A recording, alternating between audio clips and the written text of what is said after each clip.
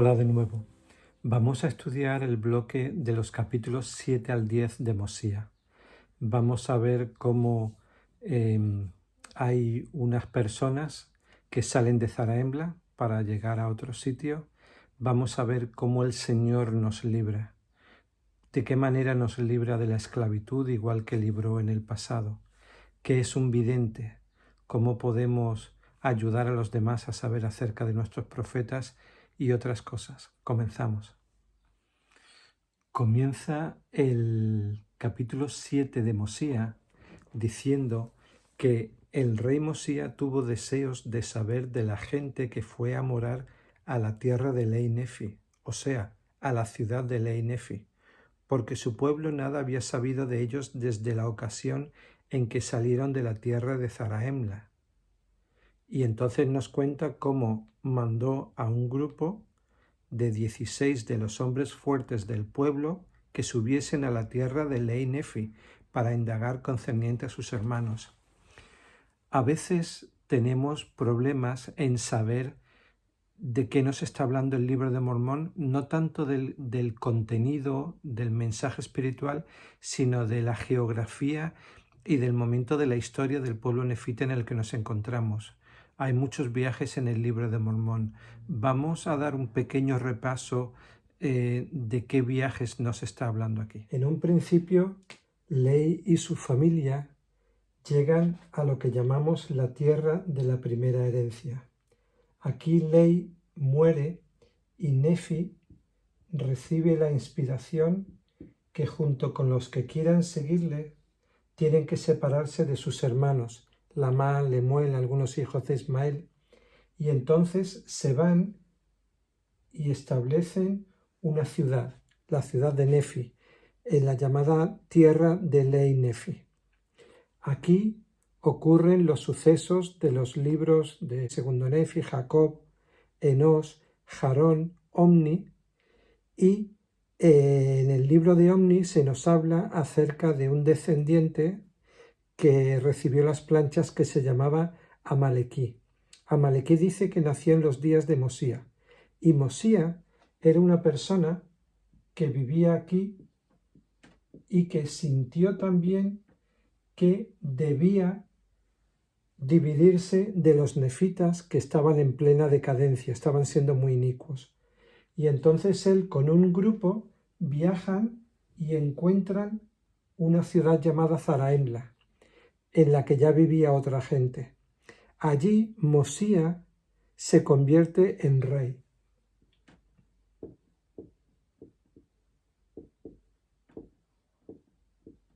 En el libro de Omni se nos dice que en la época de este rey, aquí en Zarahemla, hay un grupo de personas que desean saber acerca de esta tierra de sus padres. Y llegan aquí y ya no se sabe nada más de ellos. El hijo de el hijo de Mosía fue Benjamín, de quien hablamos en la clase anterior. Y el hijo de Benjamín, el nuevo rey, era Mosía, a quien llamaremos Mosía II. Bien, pues en esta época, en la ciudad de Zarahemla, hay un tal Amón que decide coger a un grupito e ir a ver qué pasó con este grupo de la época del primer Mosía. Y entonces Amón llega hasta aquí y se encuentra con una persona llamada Limi. Este Limi, luego en el capítulo 9 veremos que le cuenta acerca de este grupo que llegó aquí. Ahora que sabemos dónde estamos, veamos el contenido. El rey Limi le cuenta a Amón lo agradecido que está por saber que su gente de la tierra de Zarahemla está viva y que él sabe que el Señor ha enviado a Amón y a sus hermanos y a sus compañeros de grupo para liberarlos. Y aquí aprendemos muchísimo. acerca de la manera en la que el Señor nos libra. En el versículo 14 leemos: «Y ocurrió que luego que hubo oído las palabras de Amón, Limi se alegró en extremo y dijo: Ahora sé de seguro que mis hermanos que se hallaban en la tierra de Zarahemla viven aún, y ahora me regocijaré, y mañana haré que mi pueblo se regocije también». Y entonces podemos ver que ellos que han estado en cautiverio ahora ven que pueden ser librados por la manera del Señor. Pero ¿por qué estaban en cautiverio? Tenemos que remontarnos a aquel grupo de personas que dijimos en el mapa que habían salido en la época de Mosía I. El líder de ellos era Zenif. No parece muy claro, las escrituras por lo menos no lo dicen, no parece muy claro que esta idea de volver a la tierra de sus padres, que ahora estaba en manos de los lamanitas, fuera algo aprobado por el Señor. Dice Limi que este Zenif, que resulta ser su abuelo, fue movido por un exceso de celo.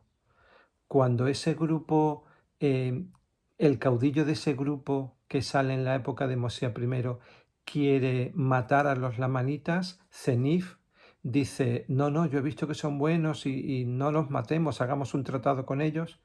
Y mueren muchísimas más personas. Los supervivientes de esa pelea entre ellos mismos en el desierto regresan a Zarahemla. Y aún así, con un exceso de celo, quiere volver a la tierra. Y cuando llega, hace un tratado con el rey de los lamanitas, y lo que no sabe es que el rey de los lamanitas quería subyugarlos, quería tenerlos pues para aprovecharse de ellos, y así les obliga a entregarles la mitad de su grano, de su maíz, de su cebada, y la mitad del aumento de sus rebaños, o si no los mataría. Hay un par de versículos muy bonitos y que se repiten bastante en el libro de Mormón, los versículos 19 y 20, donde Limi cuenta a su pueblo acerca de cómo su Señor les ha librado en el pasado. Dice: Por tanto, levantad vuestras cabezas y regocijaos, y poned vuestra confianza en Dios, en ese Dios que fue el Dios de Abraham, de Isaac y de Jacob, y además ese Dios que sacó a los hijos de Israel de la tierra de Egipto, e hizo que cruzaran a pie el mar rojo sobre tierra seca, y los alimentó con maná. Más adelante en el 20 dice: y además ese mismo Dios ha traído a nuestros padres de la tierra de Jerusalén, y ha sostenido y preservado a su pueblo aún hasta ahora. Esto se repite mucho en el libro de Mormón. Nefi habló a sus hermanos, ¿os acordáis? Decía: ¿cómo criticáis tanto a Labán? ¿Cómo decís que Labán no nos va a dejar cumplir los mandamientos del Señor? ¿No os acordáis que el Señor sacó a nuestros padres de la cautividad de Egipto? ¿No sabéis que nos ha sacado de Jerusalén? Luego también Alma, cuando está predicando a las tierras de Zarahemla, de Gedeón, de Amonía, él les amonesta al pueblo a que recuerden cuán grandes cosas el Señor ha hecho por sus padres. Incluso en la famosa promesa de Moroni, él nos dice: y quisierais que recordaseis cuán grandes cosas el Señor ha hecho aún desde Adán hasta nuestros días. Antes de decirnos: y cuando recibáis estas cosas, quisiera que preguntaseis a Dios el Padre. Entonces, ¿qué quiero decir con esto? Que hay una de las grandes enseñanzas que hay aquí es que aunque estemos en época de cautiverio, bien por nuestros propios pecados, bien debido a los pecados de otros, bien porque estamos deprimidos, porque estamos en una situación de desempleo o una situación de malestar por lo que sea, que recordemos todo lo bueno que el Señor ha hecho por nosotros, cuántas veces nos ha liberado de nuestro propio cautiverio, cuántas veces hemos estado en una especie de esclavitud en Egipto, cuántas veces hemos tenido que cruzar un mar de dificultades sin saber cómo hacerlo, y Él ha creado un milagro abriendo esas aguas delante de nosotros. Amón tuvo la oportunidad de enseñar, de explicar al rey Limi la función de un vidente. En Mosía 8 podemos leer en los versículos, empezando por el 13, Amón le dijo: «Puedo de seguro decirte, oh rey, de un hombre que puede traducir los anales, pues él tiene algo con lo que puede mirar y traducir todos los anales que son de fecha antigua, y es un don de Dios, y las cosas se llaman intérpretes, y nadie puede mirar en ellos a menos que le sea mandado, y a quien se le manda mirar en ellos, a ese se le llama vidente». Y más adelante en el versículo 15 dice: «Y dijo el rey que un vidente es mayor que un profeta, y Amón dijo que un vidente es también revelador y profeta, y que no hay mayor don que un hombre pueda tener, a menos que posea el poder de Dios. Mas un vidente puede saber de cosas que han pasado y también de cosas futuras, y por este medio todas las cosas serán reveladas, o mejor dicho, las cosas secretas serán manifestadas, y las cosas ocultas saldrán a la luz, y lo que no es sabido ellos lo darán a conocer, y también manifestarán cosas que de otra manera no se podrían saber». Qué bendición tenemos que en la actualidad tengamos a la primera presidencia y al quórum de los 12 apóstoles, 15 hombres de Dios, a quienes sostenemos como profetas, videntes y reveladores. Tenemos un testimonio del presidente Nelson como profeta de Dios, como vidente, como revelador. ¿Realmente en nuestro corazón albergamos un testimonio de que el presidente Nelson puede ver cosas que nosotros no vemos y que se anticipa al futuro y que estamos viendo ahora cómo el Señor nos ha ido preparando para estos tiempos y que aunque no lo sepamos, nos está preparando de muchas maneras a través de su profeta para más cosas que están por venir, malas y muy buenas también? En la proclamación para la familia, el presidente Hinckley, en 1995, en una conferencia general de la Sociedad de Socorro, él leyó esta proclamación antes de que pasaran muchas cosas acerca del matrimonio y de la familia. Seríamos sabios si escuchamos a nuestro profeta. ¿Qué hemos aprendido en la última conferencia general? ¿Qué estamos haciendo con lo que Él nos ha pedido? Él nos dijo, entre otras muchas cosas hermosísimas, que ahora en este momento de pandemia no podemos ir al templo, pero que podemos traer el templo a nuestros hogares. ¿Cómo? Haciendo historia familiar, haciendo indexing. Nos estamos esforzando por hacerlo. También nos habló acerca de otras cosas que podemos hacer. ¿Las estamos haciendo? Una cosa es creer que el presidente Nelson es un profeta vidente y revelador. Y otra cosa es hacerlas, hacer esas cosas, como dijo el rey Benjamín. El presidente de la iglesia que abrió esta dispensación fue José Smith. Él fue un vidente. En Doctrina y Convenios 21.1 leemos: «He aquí, se llevará entre vosotros una historia, y en ella serás llamado vidente, traductor, profeta, apóstol de Jesucristo, élder de la Iglesia, por la voluntad de Dios el Padre y la gracia de tu Señor Jesucristo». Qué importante saber acerca de José Smith, sobre todo en este año en el que conmemoramos el bicentenario de la primera visión gloriosa en la que vio al Padre Celestial y a Jesucristo. Sería interesante que usáramos las redes sociales para hacer saber a los demás acerca de nuestro amor por el presidente Nelson, de nuestro amor por el profeta José Smith, de cómo han cambiado nuestras vidas gracias a las revelaciones, a los consejos que ellos nos dan, que testifiquemos de ellos. Limi sigue hablando a su pueblo y les dice que cayeron en la esclavitud y en tantas aflicciones por causa de la iniquidad, y dice que su pueblo incluso llegó a matar a un profeta. ¿Quién era ese profeta? Era Abinadí. Resulta que más adelante veremos que el abuelo de Limi era Zenif, el que salió de Zaraemla para volver a la tierra de sus padres, y el hijo de Zenif era Noé. Y este famoso rey Noé es el que mandó matar a Abinadí. Dice en el versículo 26, y han matado a un profeta del Señor, sí, un hombre escogido de Dios, que les habló de sus iniquidades y abominaciones, y profetizó de muchas cosas. Y en el 27, y porque les declaró que Cristo era el Dios, el Padre de todas las cosas, y que tomaría sobre sí la imagen de hombre, y sería la imagen conforme a la cual el hombre fue creado en el principio. La frase "con la fuerza del Señor" aparece 2 veces en el relato que tenemos de los registros de Cenif. En Mosía 9, del 14 al 19, dice: porque en el 13º año de mi reinado en la tierra de Nefi, estando mi pueblo abrevando y apacentando sus rebaños y cultivando sus tierras allá al sur de la tierra de Shilón, vino sobre ellos una numerosa hueste de lamanitas.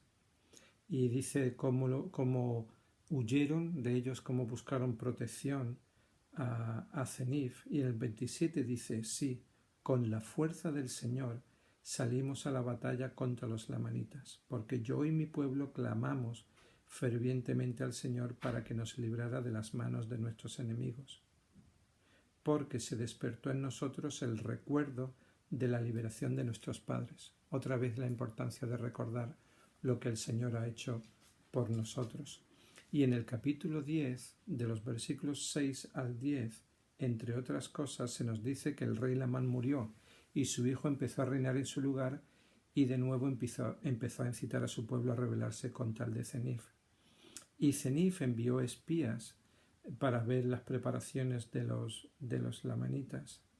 Y entonces en el versículo 10 dice que salimos a la batalla contra los lamanitas, y hasta yo en mi avanzada edad fui a la batalla contra los lamanitas.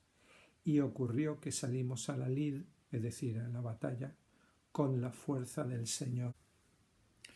Cuando David A. Bednar fue llamado al quórum de los 12 apóstoles, se le pidió que diera un discurso en la conferencia general. Ese discurso se llama En la fuerza del Señor, en la conferencia general de octubre de 2004. Entre otras cosas, él dijo: asimismo, por medio de la gracia del Señor, las personas, mediante la fe en la expiación de Jesucristo y el arrepentimiento de sus pecados, obtienen fortaleza y ayuda para hacer buenas obras que no lograrían llevar a cabo si quedasen solo con sus propios medios. Es así que el aspecto de la expiación, que nos habilita y fortalece, nos ayuda a ver y a hacer el bien y a convertirnos en personas buenas de formas que jamás reconoceríamos o lograríamos con nuestra limitada capacidad mortal. Doy testimonio de que el poder habilitador de la expiación del Salvador es real. Sin el poder fortalecedor de la expiación, yo no podría estar de pie ante ustedes en esta mañana. Entonces, a la pregunta de cómo encuentro la fuerza del Señor, la respuesta es muy sencilla: a través de su expiación. Porque yo, intentándolo, esforzándome, haciendo lo que puedo, sé que Él va a hacer que se redoblen mis esfuerzos, va a abrir puertas que estaban cerradas y va a abrir mares que antes estaban delante de mí.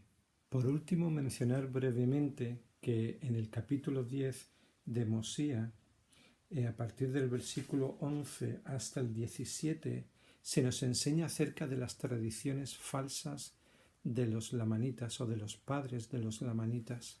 Vemos que eran un pueblo salvaje, nos dice el versículo 12, eran un pueblo salvaje, feroz y sanguinario, creyentes en la tradición de sus padres. ¿Qué tradición era esa? Era que habían sido echados de la tierra de Jerusalén por causa de las iniquidades de sus padres, que habían sido ultrajados por sus hermanos en el desierto, que habían sido agraviados mientras cruzaban el mar, que habían sido tratados injustamente mientras se hallaban en la tierra de su primera herencia, es decir, a donde llegaron Ley y su familia. ¿Qué nos sugiere esto en cuanto a la importancia de crear unas buenas tradiciones? en qué somos buenos y en qué somos malos debido a nuestros padres, nuestros bisabuelos, nuestros tatarabuelos. ¿Qué hemos recibido como herencia? ¿Qué tradiciones, qué herencias les vamos a dejar a nuestros hijos? Si nosotros ahora decidimos irnos de la Iglesia, ¿cuántos de nuestros hijos, cuántas decenas, centenares, cuántos millares, cuántas decenas de millares de nuestros descendientes perderán grandes bendiciones? ¿Qué bendiciones tenemos nosotros porque otros antes que nosotros decidieron servir al Señor? ¿Dónde estaríamos nosotros si los misioneros que nos enseñaron o los miembros, personas que nos invitaron a conocer la Iglesia, no hubieran seguido el consejo del Señor? Qué importantísimo es que nosotros seamos rectos y que pasemos esta herencia de rectitud a los demás. Les testifico, mis queridos hermanos, de la importancia de tener profetas, de la importancia de crear buenas tradiciones, tradiciones de rectitud, de orar todos los días, de leer las Escrituras, de asistir a la Iglesia, de salvar a nuestras personas que están a uno o al otro lado del velo. Qué importante que todo esto se haga. Les testifico de todo ello del vidente José Smith, del Libro de Mormón, del presidente Nelson, pero por sobre todo de la expiación de Jesucristo y más allá de él, de eso, de Jesucristo mismo, el Hijo de Dios. Gracias a él podemos ser fortalecidos, gracias a él podemos salvarnos. En el nombre de Jesucristo.